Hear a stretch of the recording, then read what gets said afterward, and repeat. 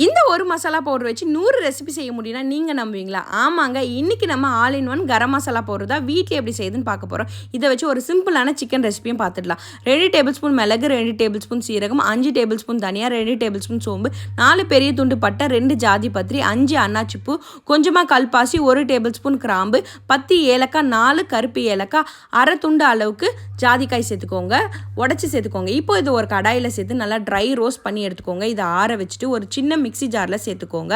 நல்லா ஃபைன் பவுடராக அரைச்சி எடுத்துக்கலாம். இதை ஆற வச்சுட்டு ஒரு ஏர்டைட் கண்டெய்னரில் போட்டு 2 மந்த் வரையும் யூஸ் பண்ணலாங்க. கெட்டே போகாது. எந்த ஒரு ப்ரிசர்வேட்டிவும் நம்ம இதில் ஆட் பண்ணல. இப்போ இதை வச்சு ஒரு சிம்பிளான சிக்கன் ரெசிபி பார்த்துலாம். ஒரு கடாயில் எண்ணெய், இஞ்சி பூண்டு பேஸ்ட், கருவேப்பிலை, மஞ்சள் தூள் சேர்த்துக்கோங்க. பச்சை வாசனை போனதுக்கப்புறம் வாஷ் பண்ண சிக்கனை இது கூட ஆட் பண்ணிக்கலாம். இப்போ நம்ம ரெடி பண்ண கரம் மசாலா பவுடர் ஒரு அரை ஸ்பூன் சேர்த்தா போதுங்க. கூடவே 2 டேபிள் ஸ்பூன் அளவுக்கு குழம்பு மிளகாய் தூள் ஆட் பண்ணிக்கோங்க. உப்பு தேவையான அளவுக்கு சேர்த்துக்கலாம். இது கூட கொஞ்சமாக தண்ணி விட்டு ஒரு 10 நிமிஷம் நல்லா எண்ணெய் பிரிஞ்சு வர அளவுக்கு குக் பண்ணால் போதுங்க. சிம்பிளான சிக்கன் ரெசிபி ரெடி. கண்டிப்பாக இந்த கரம் மசாலா பவுடரை ட்ரை பண்ணி பாருங்கள். மசாலா பவுடர் ரெசிபியை ஃபர்ஸ்ட் கமெண்ட்டில் பின் பண்ணுறேன். நெக்ஸ்ட் என்ன போடலான்னு கமெண்ட் பண்ணுங்கள்.